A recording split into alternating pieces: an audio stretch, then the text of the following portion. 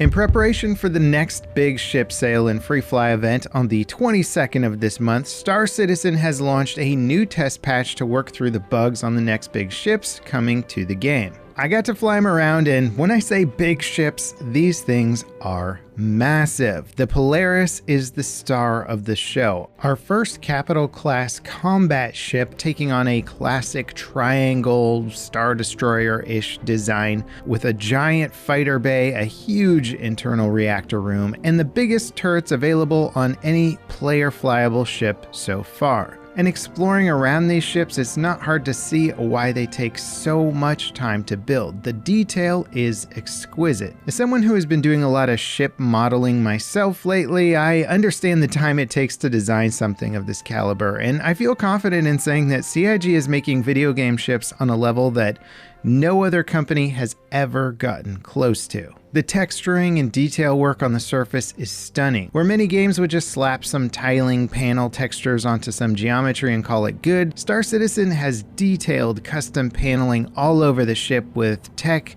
hidden in all of the grooves and very little repetition. It's all custom built and it's flawless. Flying the massive Polaris around, it's surprisingly nimble. Most other ships that even come close to this scale, like the luxurious 890 or the massive salvage ship the Reclaimer, they tend to fly like buildings with thrusters strapped onto the side.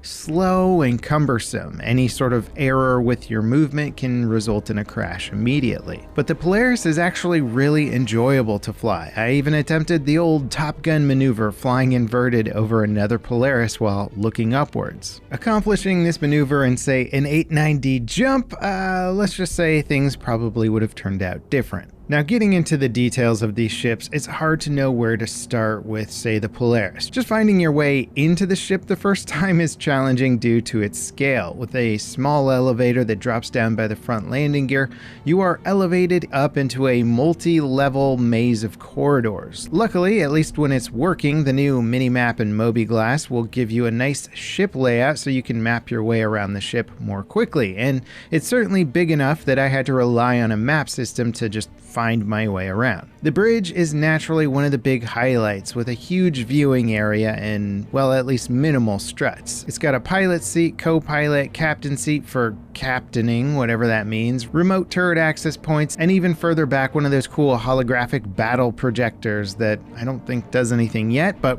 one day it will, and it'll look cool. It's an impressive bridge, and it truly feels like the command deck of a ship used in larger fleet engagements. Now, while exploring the rest of the corridors, I noticed that the ship is already set up with power relays and capacitors, plus fire extinguishers for dealing with fires that might break out. It'll be interesting to see how all this capacitor, power rerouting, repairing, and replacing gameplay will play out once these big ships actually need a lot of maintenance, say during combat. And even though it is a ship that's intended for combat, the hull sizes are fairly large and kind of luxurious. The crew quarters are also quite generous in size. I like it, to be honest. It seems like an efficient ship that can operate with a reasonably sized crew, and thus the crew members don't need to heavily sacrifice on amenities. It's also, I believe, the first ship that officially has a brig for detaining bad guys. Allegedly, you can lock yourself into it, not that I wanted to test that one out. The hangar bay is another highlight, featuring one of the larger hangars available on any ship so far. It can fit a single F8 Lightning comfortably, but players have also shown that it can cram a fleet of Arrows and Furies in, so basically it's a pocket carrier of light fighters if you need it to be. The animation for the hangar door opening is an absolute trip, and it gives me animation anxiety just looking at it. Down below in the belly of the ship, we have a reactor room that has a pool of water or liquid to facilitate whatever reaction is going on here. The room really is crazy looking, with all kinds of cables and pipes and lights everywhere, and honestly I have no idea what its actual purpose is other than just looking really cool. The cargo bay is also massive and quite functional, with huge ramps that lower all the way down to the surface of a planet for driving vehicles up. Players have also discovered that you can fit a whole bunch of other ships and ground vehicles in the cargo bay, and dare I even say say, cargo itself. Then moving up toward the front of the ship, we have a torpedo loading area. Then we have the torpedo arming room. You can see the massive torpedoes in the tubes. And I should mention that one of the primary roles of the ship is to be a torpedo launcher in a massive fleet battle. So it's meant to take on big ships with a massive amount of firepower. Weirdly, the station to fire the torpedoes is actually located in the torpedo room as opposed to the bridge. Like, I can understand loading and maintenance gameplay down in the torpedo room, but fire controls for the torpedoes being separated from the bridge by about a 1 to 2 minute travel time of elevators isn't exactly ideal. But maybe this is another glimpse into some of the forced multi-crew aspects of the larger ships. Personally, I've never been a fan of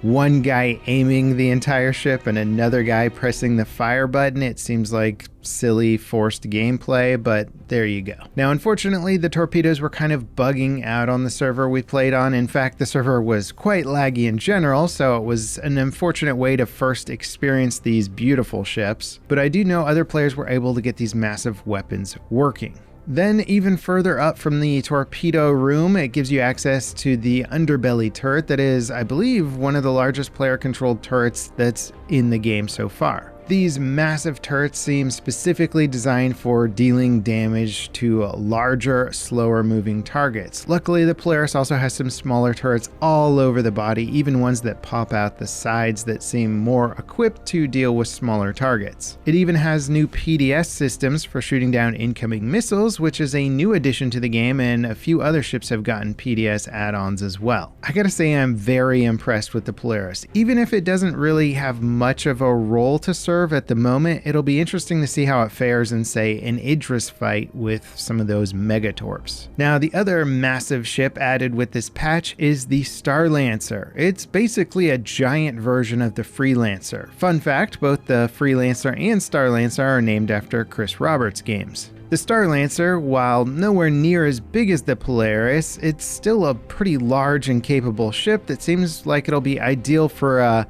average-sized party of players to go romping around the verse and causing trouble. It has a nice cargo bay and ramp in the back that seems like it could fit a few vehicles if needed, an additional easy access cargo bay below the ship for faster loading and unloading, a pretty sizable bridge with the classic MISC front window. It has a crew quarters, a mess hall with a pool table, and some big turrets with questionable firing angles. Everything you would expect from a larger MISC ship. Now, this version of the ship is the Max variant, which has a focus on freight, while some of the follow-up variants will focus on combat or base building. It's certainly a neat ship that feels like a step up from, say, a Constellation or a Corsair in terms of its size and capabilities, but it doesn't feel quite as big as a Carrack. I do enjoy that the pilot has access to their own gimbaled turrets, and with two sizable remote turrets on top, it seems like it actually dish out some good firepower. The exterior detailing is impeccable, though I will say the overall shape doesn't really do it for me. It's sort of like the Freelancer with some bulbous shape language and then weird fins that also don't seem appropriate or stuck on like an afterthought. But nonetheless, I'd imagine this ship will be a good base of operations for a tight-knit crew.